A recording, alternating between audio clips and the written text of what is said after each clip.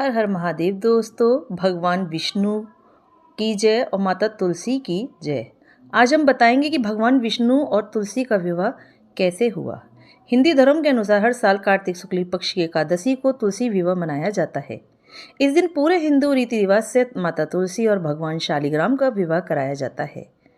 इस विवाह को कराने पर ऐसा माना जाता है कि इससे न केवल माता तुलसी बल्कि भगवान विष्णु का भी आशीर्वाद मिलता है। भारतीय संस्कृति में तुलसी विवाह का महत्व। हिंदू धर्म के अनुसार तुलसी विवाह बहुत महत्वपूर्ण माना गया है। इस दिन भगवान विष्णु अपने 4 महीने की निद्रा से जागते हैं, जिसके बाद भगवान विष्णु के शालिग्राम रूप से माता तुलसी का पूरे विधि विधान से विवाह कराया जाता है। हिंदू धर्म को मानने वाले जिन भी लोगों के घर में तुलसी माता का पौधा होता है, वहाँ यह विवाह जरूर कराया जाता है। इसी विवाह के उपरांत से ही भारत में फिर से सारे शुभ काम शुरू होने लगते हैं।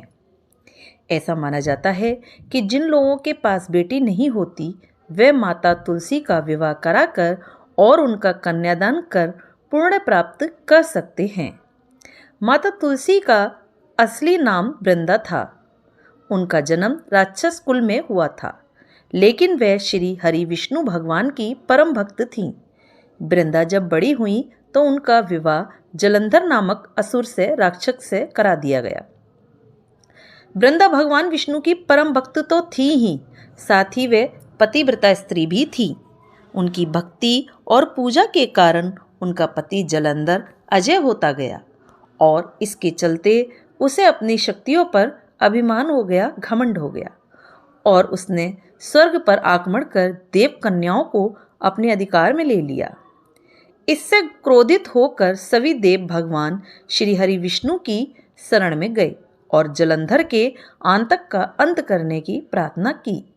परंतु जलंधर का अंत करने के लिए सबसे पहले उसकी पत्नी वृंदा का सतीत्व भंग करना जरूरी था।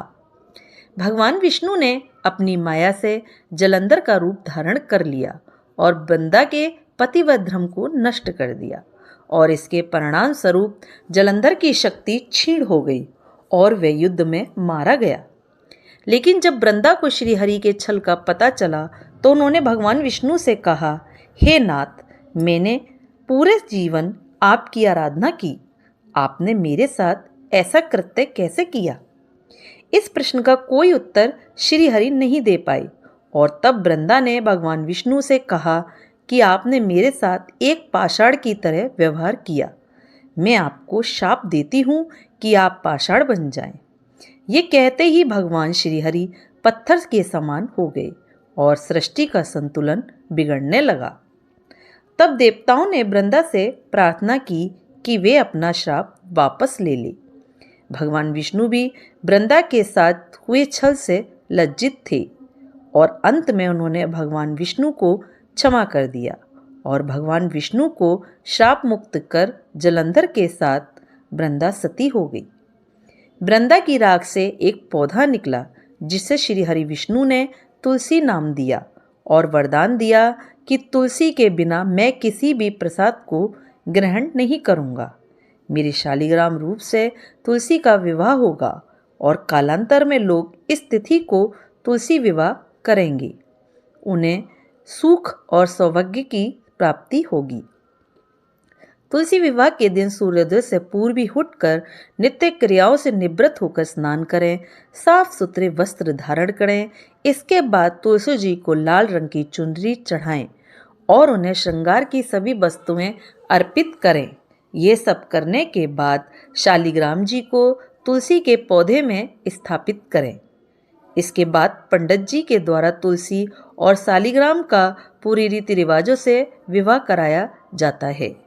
विवाह के समय पुरुष को शालिग्राम और स्त्री को तुलसी जी को हाथ में लेकर 7 फेरे कराने चाहिए और विवाह संपन्न होने के बाद तुलसी जी की आरती भी करनी चाहिए। तो बोलो तुलसी मैया की जय, विष्णु भगवान की जय। दोस्तों, आपको मेरी कहानी कैसी लगी? अच्छी लगी हो लाइक करें, सब्सक्राइब करें, ज़्यादा से ज़्यादा शेयर करें, जिससे लोगों को इस कहानी का ज्ञान हो सके। कहानी देखने के लिए, सुनने के लिए आप लोगों का मेरे चैनल पर बहुत बहुत धन्यवाद।